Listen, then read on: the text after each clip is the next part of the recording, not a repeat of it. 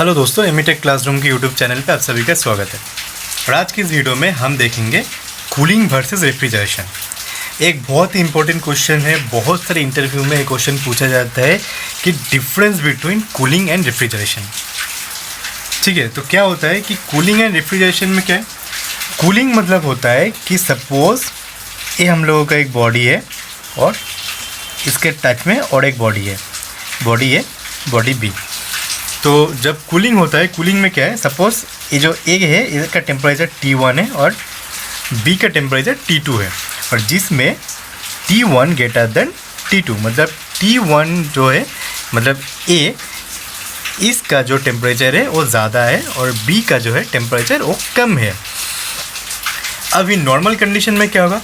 Normal condition में ए से temperature B की तरफ फ्लो होगा, हीट फ्लो होगा, ए से बी की तरफ हीट फ्लो होगा, जिसके वजह से क्या होगा कि ए का टेम्परेचर कम होगा और बी का जो टेम्परेचर है, बी का टेम्परेचर इंक्रीज़ होगा।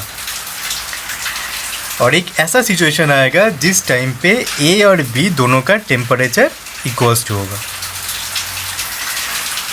तो नॉर्मल कंडीशन में क्या है कि हीट ए से बी की तरफ फ्लो होगा, और जब तक ए और बी दोनों का टेम्परेचर इक्वल नहीं होगा तब तक इन दोनों के बीच हीट का जो ट्रांसफ़र है वो चलता रहेगा।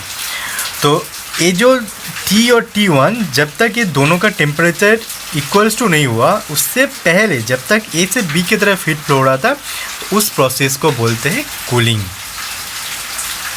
नॉर्मल कंडीशन में हॉट मटेरियल से कोल्ड मटेरियल की तरफ हीट का जो फ्लो होता है उसी को बोलता है कूलिंग। सपोज़ आप एक चाय पी रहे हो, आप एक कप में चाय पी रहे हो और उस कप को आपने टेबल के ऊपर रख दिया, तो क्या होगा कि नॉर्मल कंडीशन में जो आपका चाय है कुछ देर बाद वो ठंडा हो जाता है। क्यों होता है? क्योंकि चाय का टेम्परेचर ज़्यादा होता है और चाय जो है वो कप के साथ, प्लेट के साथ या फिर सराउंडिंग में जो एयर है उसके साथ हीट का ट्रांसमिशन चलता रहता है। इसके वजह से कुछ देर बाद चाय का टेम्परेचर कम हो जाता है, लेकिन सराउंडिंग का जो मतलब जो कप है, जो प्लेट है, जो टेबल है या सराउंडिंग जो एयर है उसका टेम्परेचर इंक्रीज़ होता है। तो ये हो गया जो नॉर्मल प्रोसेस है, इसको बोलते हैं कूलिंग। रेफ्रिजरेशन में क्या होता है? रेफ्रिजरेशन में सपोज वही हम लोगों के पास ए और बी दो ऑब्जेक्ट है जिसमें T1, T2 और T1 ग्रेटर देन T2 है, मतलब इसमें बी का टेम्परेचर कम है, ए का टेम्परेचर ज़्यादा है। रेफ्रिजरेशन में क्या होता है? रेफ्रिजरेशन में हम बी से हीट को ए की तरफ फ्लो करते हैं।